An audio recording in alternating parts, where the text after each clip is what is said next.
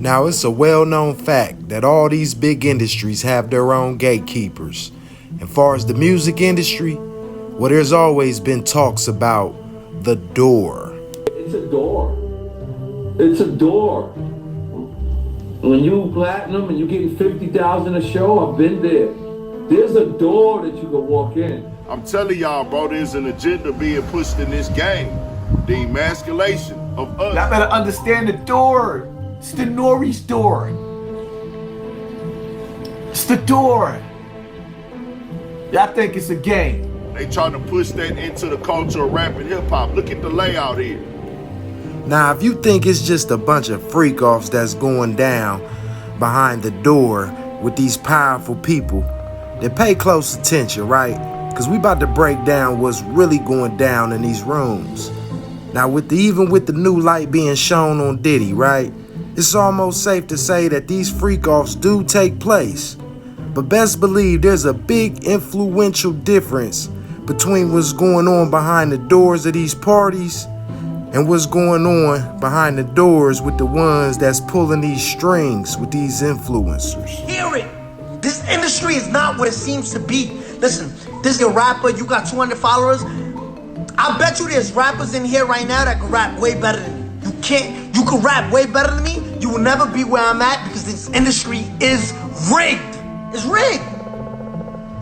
I'm telling you. Between the late 80s and early 90s, I was what you may call a decision maker with one of the more established companies in the music industry. I came to Europe in the early 80s and quickly established myself in the business.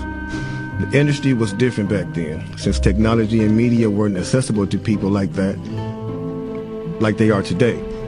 The industry had more control over the public and had the means to influence them any way it wanted. Right.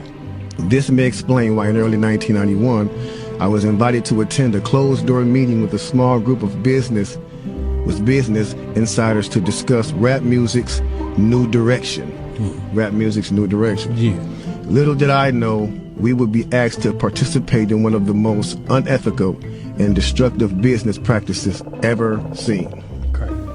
Now, what Crazy Bone was speaking on was one of the first meetings in the early 90s behind the door. Behind the door, narratives are constantly being created. Agendas are being pushed, right? Now, when I'm talking about agendas, I'm talking about many different types of agendas, feel me? You see, these are the real power moves, real strings being pulled. All of this is being filtered to the next generation by the generation's most influential people. And the powerful entertainers, right? They have powerful influence on individuals in society as a whole. Man, they shaping the values, the beliefs, behaviors, the perception in various ways through music, art, film, literature, entertainment. All of that can promote cultural traditions, values, and identities, feel me? So you see the constant narratives we see through these big platforms and popular entertainers, man, they can influence behavior, especially the children. Game out here. And just right now, I'm realizing that I signed my soul. I sold my soul to the devil. I signed myself to the devil. I don't even own myself no more. It will drain your soul. It will drain your soul. Sometimes when I just feel like it's like, I don't have no soul. Like, who am I? But I'll be like, you know what? It's not too late to turn back. I pray, and I pray, and I pray. You know, and it's just like, I don't know if God can get me out of this, you know, and it's just like to the point where I don't even know, like I just want to say I'm sorry to my fans. I know y'all love me, I know y'all believe in me, but I can't. I didn't know what I was doing back then, and I lost passion. I don't even believe that. I don't even believe in myself no more because of what I did. I did not know the game was like this. And I'm just ready to go back to school. Now, without me getting too deep or going too far down the rabbit hole, I really want y'all to think about what I'm saying, right? Now, for example, is it just a coincidence around the exact same time some of the biggest rappers in the game, which happen to not even be cool with each other, happen to go viral around the same time for having their nails painted.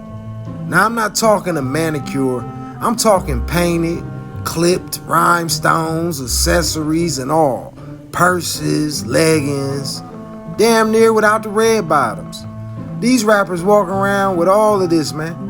Lil Uzi Vert running around looking like his zestiest. Now, I'm far from a conspiracy theorist, right? But when I look around far as these entertainers that this new generation is into, I don't see much masculinity far as from the biggest influencers. It's either purse wearing, fingernails painted, or violence. So much violence that everyone has become desensitized, y'all know what I'm trying to say, to all of this nonsense, right? And these are just some of the small examples of the strings getting pulled by the ones pulling the strings for their personal agendas, man. It's crazy. And once you hit a certain status for how influential you can be, I believe then you can be presented with an invitation to go through the door. So I believe just assuming that it's just a bunch of freaking, man, that's not doing it no service, man. We gotta really talk about it. Look, man, I'm gonna keep it real with you. I wasn't happy, so I did what I had to do. You know, I said this once before. I don't know how many times I had to say it. It is what it is. That's just what life, it just is. It came at a random time in my life, and I was going up, but I wasn't going up as fast as I wanted to. So the fastest way I could do it was by doing that. I wasn't happy already, so I'm like, what can make me happy? You know, which I asked for money and fame, and now I'm gonna let y'all in on something, right? This content was supposed to be dropped by me about 2 months at the most ago, about a month and a half, 2 months ago. But what really raised my eyebrows about this whole situation of creating this content, I reached out to a few platforms that had some content that I was dropping in this, and they shall remain nameless, but I'm gonna talk to them right now at the end of this video. The Door Part 1, because Part 2 is still coming real soon. When I reached out to get permission for certain clips that I wanted to use, it was all cool at first until they asked about, okay, well, can you send me a sample of what you pretty much how you going in about the situation and the narrative of your content? And once I sent that, they replied with a whole different type of energy. And along with replying with a whole different type of energy, pretty much giving me some so-called friendly advice, saying if my little old platform, because I only got 1,000 subscribers, if I planned on keeping it and growing it, I wouldn't even drop no content like this. So I'm gonna go ahead and say this to these 2 big platforms with some content that I was gonna use that shall remain nameless. This is a hobby of mine. This ain't how I'm paying my bills, feel me? I have my own business and I've always been a hustler from day one. I'm gonna continue to keep creating content and getting better at it and elevating from there. So, you know, if I reap some kind of good benefits from just doing something I love, then hey, that's in God's plan, feel me? But Part 2 will be dropping soon. I'm about to create a members only page, and Part 2 is going to be dropping, and I'm going to be using certain content for the Part 2 for the members only, man. So if y'all rocking with me, I want y'all to stay tuned and support and lock into the members only, man. Show support to the content, not to me. This Bezo. I said what I said. Peace.